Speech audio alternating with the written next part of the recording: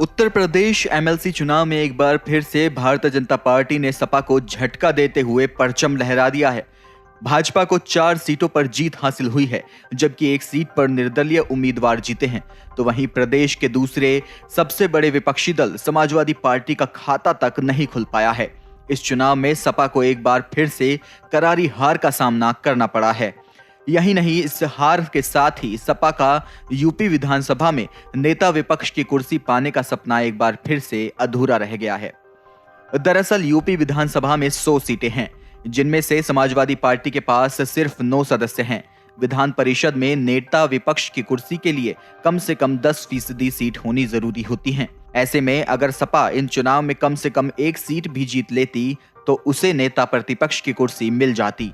सपा ने इन चुनाव को जीतने के लिए पूरी ताकत लगाई थी और अपने 18 अनुभवी नेताओं को मैदान में उतारा था, लेकिन अखिलेश यादव को यहां भी हार का स्वाद चखना पड़ा। एमएलसी चुनाव की बात करें तो बरेली मुरादाबाद खंड स्नातक सीट, गोरखपुर फैजाबाद स्नातक सीट, कानपुर उन्नाव स्नातक खंड और झांसी इलाहाबाद शिक्षक खंड सीट पर बीजेपी ने जीत दर्ज की।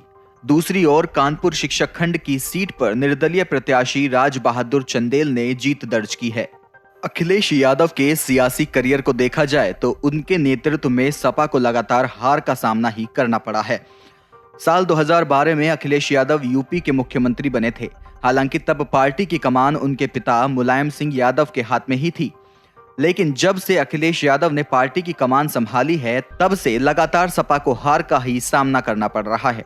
इस बीच अखिलेश यादव ने कभी कांग्रेस से हाथ मिलाया तो कभी मायावती से गठजोड़ किया, लेकिन हर बार पार्टी चुनाव हारती रही है। बीजेपी की जीत में सबसे बड़ी बात यह रही है कि गोरखपुर फैजाबाद खंड स्नातक निर्वाचन क्षेत्र से भाजपा के प्रत्याशी देवेंद्र प्रताप सिंह ने हैट्रिक लगाई है। 8 राउंड तक चली मतगणना में देवेंद्र ने प्रथम वरीयता के मतों में ही जीत के लिए निर्धारित मतों का आंकड़ा प्राप्त कर लिया। उन्होंने अपने निकटतम प्रतिद्वंदी सपा के करुणाकांत मौर्य को 17,455 मतों से शिकस्त देते हुए लगातार तीसरी बार जीत दर्ज की। इस जीत के साथ ही देवेंद्र चौथी बार एमएलसी बने हैं। उन्हें कुल वैध मतों का 51.11% वोट मिला है, जबकि जीत के लिए 50% से एक अधिक वोट की जरूरत होती है। उन्हें कुल 51,699 वोट मिले, जबकि सपा प्रत्याशी को 34,244 वोट मिले। 8,065 वोट अवैध घोषित किए गए। जीत दर्ज करने के बाद देवेंद्र ने गोरखनाथ मंदिर पहुंचकर गुरु गोरखनाथ का आशीर्वाद लिया।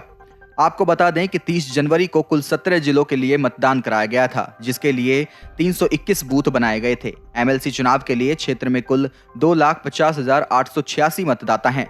इस बार चुनाव में इनमें से कुल 43.19% मतदाताओं ने अपने मतों का प्रयोग किया था। इस दौरान कुल 1,09,223 मत वैध पाए गए। एमएलसी चुनाव की जीत की प्रक्रिया में प्राप्त मतों का 50% से अधिक मत पाने वाले प्रत्याशी की जीत सुनिश्चित मानी जाती है। देवेंद्र प्रताप सिंह को कुल 51.11 वोट मिला। इस प्रकार प्रथम वरीयता के आधार पर ही उनकी जीत सुनिश्चित हो गई।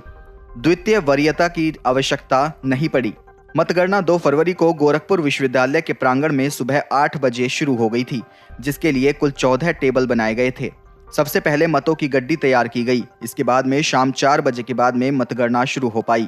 मतगणना के लिए कुल 25 घंटे का समय लगा। मतगणना हेतु 561 कर्मचारियों ने 4 शिफ्ट में ड्यूटी की। Video desk अमरउजाला.com। डाउनलोड करें अमर उजाला ऐप और पाएं खबरें लगातार। अगर आप ये वीडियो YouTube पर देख रहे हैं तो हमारे चैनल को सब्सक्राइब करें और बेल आइकन को दबाना ना भूलें। अगर आप Facebook पर ये वीडियो देख रहे हैं तो हमारे पेज को लाइक करें।